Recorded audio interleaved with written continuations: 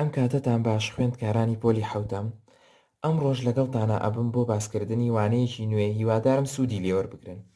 Chapter 6 Lesson 3 Properties of Bisector سیفەتەکانی لەتکەر. Bisector means divides it into two congruent parts. مەبەستمان چیە لە لەتکەر bisector واتە شتەکان دابەش بکات بۆ دوو بەشی کۆنگرێنت لەگەڵ یەکترا، دوو بەشی یەکسان لەگەڵ یەکترا. We have two types of bisectors. دوو جۆر bisectorمان هەیە. Perpendicular bisector which bisect a line segment and bisector of angles which bisect an angle. دوو جۆر bisectorمان هەیە. یەکێکیان perpendicular bisectorە واتە ئەستوونی لەتکەر کە پارچە ڕاستەهێڵ لەت ئەکات و هەروەها bisector of angles لەتکەری گۆشە کە گۆشە لەت ئەکات. First, we learn about perpendicular bisector. Perpendicular bisector of a line segment is the perpendicular to that segment which pass through its midpoint. واتە ئەستوونی لەتکەر لەتکەری پارچە ڕاستەهێڵە کە ئەستوونە لەگەڵ پارچە ڕاستەهێڵەکەیەوە بە خاڵی ناوەڕاستی پارچە ڕاستەهێڵەکەیە ئەڕوات. ئەگەر سیر بکەین ئەستوونە لەسەر ئەم پارچە ڕاستەهێڵە و بە خاڵی ناوەڕاستە ئەڕوات کردوێتی بە دوو بەشی یەکسانەوە. بەمە ئەوترێت perpendicular bisector. We have two properties for perpendicular bisector. دوو سیفەتمان هەیە بۆ ئەستوونی لەتکەر. The first one says every point on the perpendicular bisector of a segment is equidistant from the endpoint of that segment. واتە هەر پۆینتێک کە ئەکەوێتە سەر ئەستوونی لەتکەرەکەمان، ئێستا گەر سێری ئەم وێنەیە بکەین، ئەمە لەتکەری پارچە ڕاستەهێڵەکەمانە. هەر پۆینتێک کە ئەکەوێتە سەر لەتکەرەکەمان هەمان دووری هەیە لەگەڵ پۆینتەکانی کۆتایی پارچە ڕاستەهێڵەکەیە. For example, in this figure, MC equal to MB and NC equal to NB. وتمان هەر پۆینتێک کە لەسەر perpendicular bisectorەکەمانە لەسەر ئەستوونی لەتکەرەکەمانە ئەو پۆینتە لەگەڵ کۆتاییەکانی پارچە ڕاستەهێڵەکەیە کە لەتی کردووە هەمان دووری هەیە. بۆ نمونە NC لەگەڵ NB یان MC لەگەڵ NB یەکسانن، هەمان دووریان هەیە. The second one says every point equidistant from the endpoint of a segment lie on the perpendicular bisector of that segment.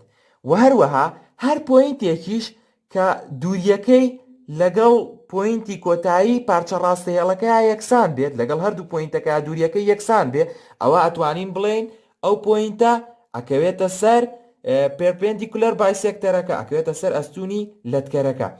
ئاگادار بن ئەگەر سێریکەن ئەم دوانە کۆنڤێرسی یەکترن. لەوەی یەکەمیانە ئەڵێ هەر پۆینتێکە لەسەر perpendicular bisectorەکە بێت دووریەکەی لەگەڵ پۆینتەکانی کۆتایی پارچە ڕاستەهێڵەکە یەکسانە. ئەوەی دووەم ئەڵێ هەر پۆینتێک کە دووری لەگەڵ پۆینتی کۆتایی پارچە ڕاستەهێڵەکەیە یەکسان بێت ئەکەوێتە سەر لەتکەرەکە. For example, in this figure, if KB equal to KC, then K lie on perpendicular MN or lie on perpendicular of BC. کەواتە ئەگەر سیر بکەین لەم وێنەیە ئەگەر KB لەگەڵ KC یەکسان بێت واتە پۆینتێک دووریەکەی لە پۆینتی خاڵی سەر کۆتا خاڵی سەر پارچە ڕاستەهێڵەکەەوە دووریەکەی یەکسان بێت لەگەڵ هەردووکیانە، ئەوە ئەتوانین بڵین ئەکەوێتە سەر ئەم perpendicular bisectorە، یان ئەتوانین بڵێن ئەکەوێتە سەر لەتکەری پارچە ڕاستەهێڵی BC. ئەم دوو پرۆپێرتیە پێویستە بە باشی بیزانیت بۆ ئەوەی بتوانی ئێگزامپڵەکان حەل بکەین. Use perpendicular bisector property to solve example 1. Example 1, part A says MN is the perpendicular bisector of a line segment AB. واتە MN perpendicular bisectorە بۆ پارچە ڕاستەهێڵی AB. shows that MAB is isosceles triangles. بشانی بە کە ئەم سێ گۆشەیە isosceles triangles. In the previous lesson we say that isosceles triangle is a triangle that has two congruent sides. وتمان ئەو سێ گۆشەیە کە دوو لای وەکو یەکی هەیە، دوو لای یەکسان بە یەکتری هەیە. And from the first property of a perpendicular bisector we say that every point on the perpendicular bisector of a segment is equidistant from the end point of the segment.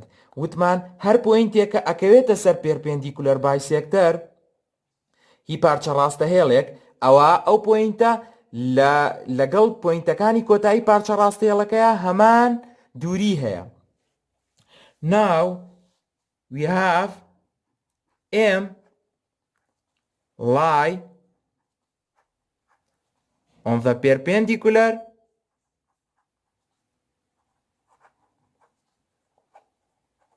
bisector of AB. ئەگەر سێری وێنەکە بکەین M ئەکەوێتە سەر perpendicular bisecti پارچە ڕاستەهێڵی AB. So MB equal to MA. وتمان بەپێی پرۆپێرتیەکە هەر پۆینتێکە ئەکەوێتە سەر perpendicular bisectەری پارچە ڕاستەهێڵێک ئەو پۆینتە دووریەکەی لەگەڵ پۆینتەکانی کۆتایی پارچە ڕاستەهێڵەکەیە یەکسانە. MB equal to MA. Hence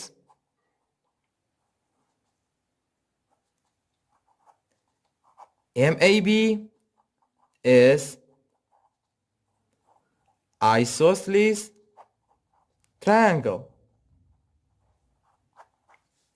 کەواتە ئەتوانین بڵێین MAB سێ گۆشەی دوو لای یەکسانە لەبەرەوەی MB لەگەڵ MA یەکسانن. ئاگادار بە بەکارهێنانی پرۆپێرتیەکە زانیمان کە یەکسانن، کەواتە تۆ پێویستە بۆ شیکارکردنی ئەگزامپڵەکان پرۆپێرتیەکان بە باشی بزانیت.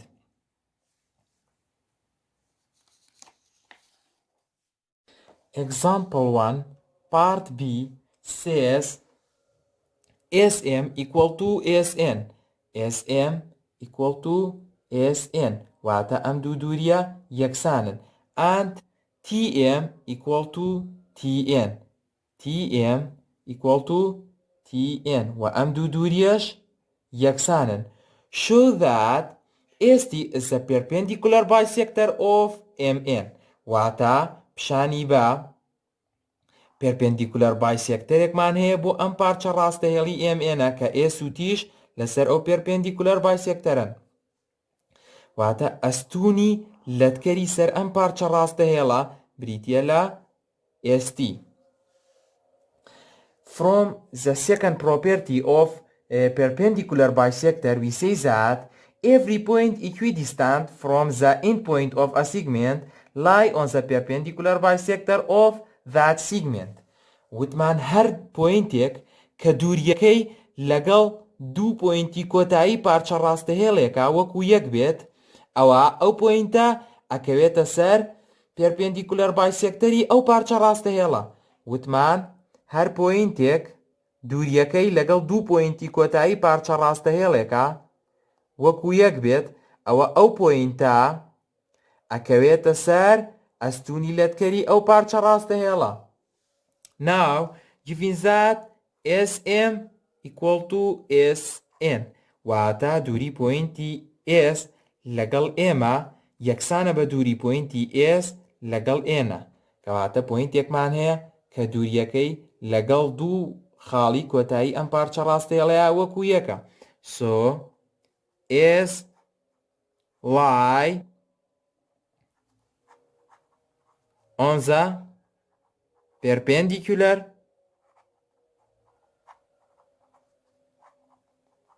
bisector of MN. کەواتە S ئەکەوێتە سەر ئەستوونی لەتکەری پارچە ڕاستەهێڵی MN. And given that TM equal to tn و هەروەها دراوە کە دووری پۆینتی t لەگەڵ پۆینتی ئێمە یەکسانە بە دووری پۆینتی t لەگەڵ پۆینتی ئێنە واتە دووری ئەم پۆینتە لە دوو پۆینتی کۆتایی ئەم پارچە ڕاستەهێڵەوە یەکسانە کەواتە hence t lie on the perpendicular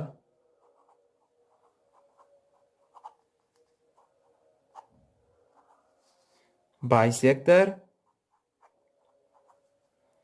of line segment MN کەواتە پۆینتی T ئەکەوێتە سەر ئەستوونی لەتکەری ئەم پارچە ڕاستەهێڵە چکە دووری ئەم پۆینتە لەگەڵ دووری دوو پۆینتی کۆتایی ئەم پارچە ڕاستەهێڵەیە یەکسانە بەپێی پرۆپێرتی دووەمی ژووتمان هەر پۆینتێک دووریەکەی لەگەڵ دوو پۆینتی کۆتایی پارچە ڕاستەهێڵێکا یەکسان بێت ئەوە ئەو پۆینتە ئەکەوێتە سەر پێرپێندیکولەر بایسێکتەری ئەو پارچە ڕاستەهێڵە.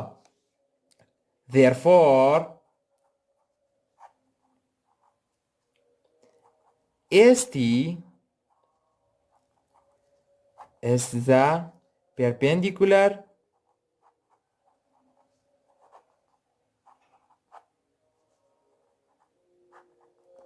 bisector of MN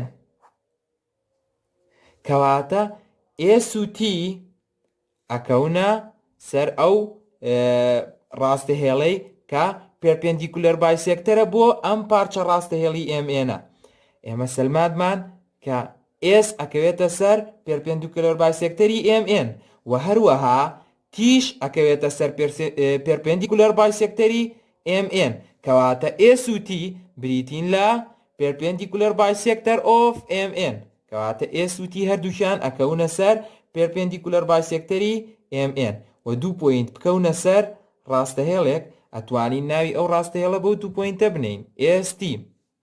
So ST is the perpendicular bisector of line segment MN. و هەروەها bisector of angle وانەی داهاتوو باسی ئەەکەین هۆمۆرگ بۆوانەی ئەمڕۆتان ئەکسەرسایزەکان ژمارەیەک تا ژمارە 4